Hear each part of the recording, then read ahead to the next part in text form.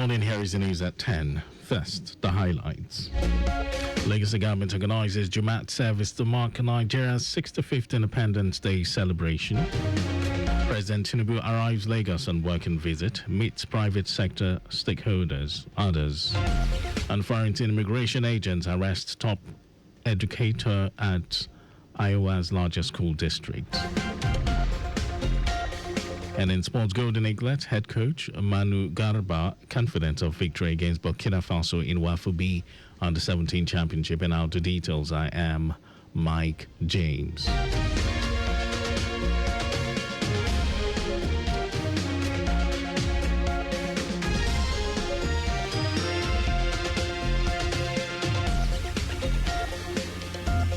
The Legacy government has organized a dedicated Jumat service as part of activities marking the 65th to Nigeria's Independence Day celebration. Speaking at the Lagos Secretariat Community Central Mosque at the event organized by the Ministry of Home Affairs, Governor Babajide Sanwo-Olu reassured citizens that President Bola Tinubu's ongoing reforms are strategically designed to stabilize and reposition the nation's economy for sustainable growth. Governor Sanwo-Olu, who was represented by his deputy Obafemi Hamzat, acknowledged the temporary hardships caused by policy adjustment, particularly in the financial sector, but stressed that the long-term benefit would outweigh the current difficulties. He also called on Nigerians to reflect on the essence of independence, emphasizing unity, resilience, and patriotism as vital ingredients for national progress. The governor commended Lagosians for their continued cooperation with Gabon policies and assured that Lagos State would continue to align its development agenda with federal initiatives to improve the quality of life of its residents. Head of Service Bode Aguru, who was represented by the Permanent Secretary, Ministry of Housing, Afeez Toriola, described the celebration as another milestone in the annals of the country. Delivering a short khutbah at the event, a Muslim cleric, Sheikh Shakiru Gafar, urged Nigerians to uphold the values of patience, sacrifice, and unity. Prayers were offered for the peace of the country. The President and family, Lagos State Governor and Deputy Cabinet members, lawmakers, other top government functionaries, residents, and Nigerians in general. The Lagos State AIDS Control Agency, LSACA, has urged traditional rulers across Lagos State to take a frontline role in the fight against high immune virus, emphasizing that the epidemic is not only a health issue but also a community concern. Chief Executive Officer LSACA Falakemi Anamashaw, who made the call during the monthly meeting of traditional leaders organized by the Ministry of Local Government and Community Affairs, highlighted the urgency of collective leadership in tackling the spread of HIV in Lagos communities.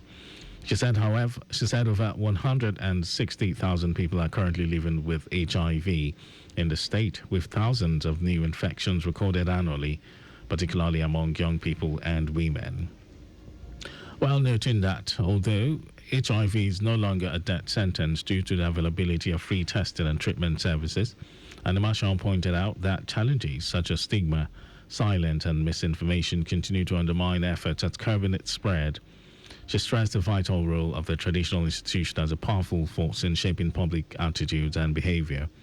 Anamashaw urged royal fathers to leverage their palaces, cultural festivals, and community gatherings to promote HIV awareness, encourage voluntary testing, and challenge stigma. She also said that LSACA will expand free testing and counseling services to various communities across the state to ensure accessibility. The National Hajj Commission of Nigeria, NACON, has announced 8.1 million naira, 8.2 million naira, and 8.5 million naira as Hajj fee for next year. Chairman of the Commission, Abdullahi Usman, made this announcement after signing several agreements with service providers in the Kingdom of Saudi Arabia. The NACON delegation currently in Saudi Arabia met and signed agreements with 2026 Hajj service provider company and a transportation company. Usman urged all intending pilgrims to complete their payment before December 31. And now to the rest of the stories.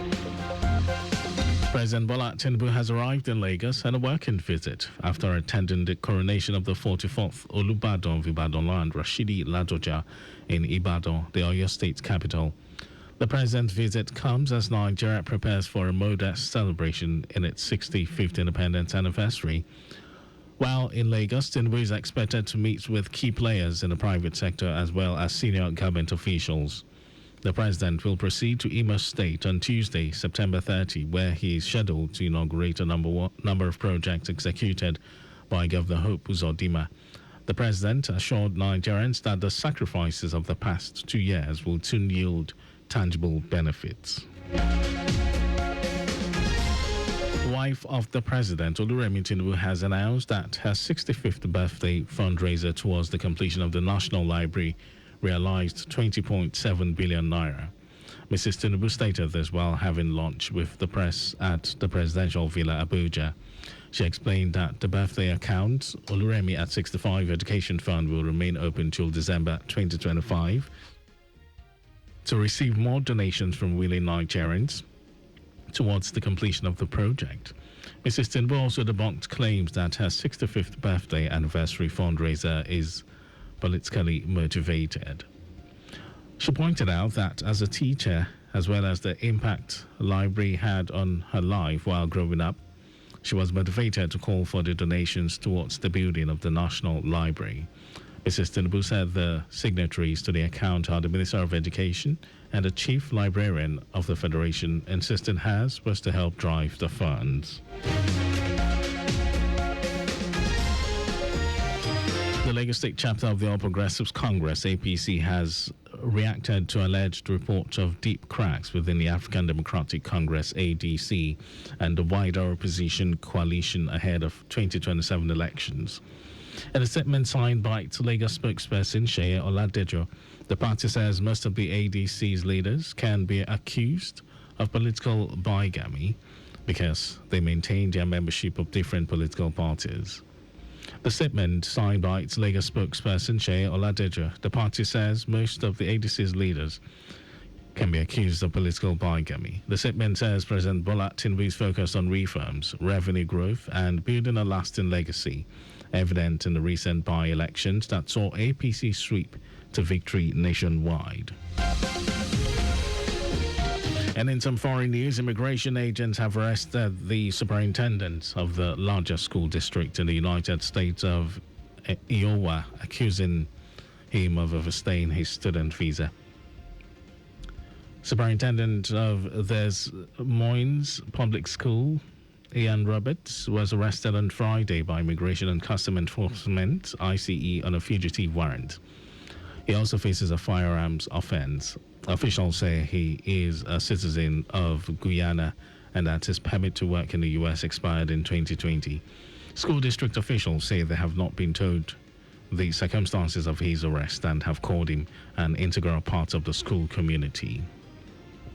And over to sports news. Golden Eaglets head coach Manu Garba is optimistic his side will have a good outing against Burkina Faso.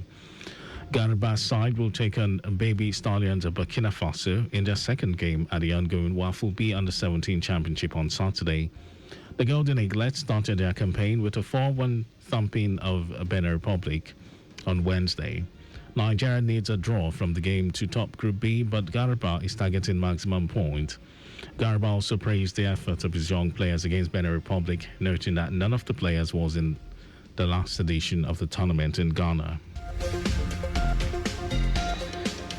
That was our news at 10. Just before we go, do not drive without a valid driver license. You can follow us and like all our various social media platforms: X, Traffic Radio 961, Facebook, Lagos Traffic Radio 96.1 FM, Instagram, Lagos Traffic Radio 961.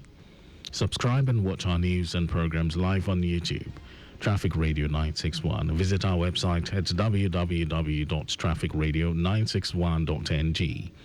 You can listen to Lagos Traffic Radio live on my Lagos app for timely updates. And did you know that the Sanwo-Olu administration completed Oba Sekomade Road, Ikpakodo, Ikorodu? You can get more details on the Legacy Government website. And to end the news, here are the highlights of the major stories.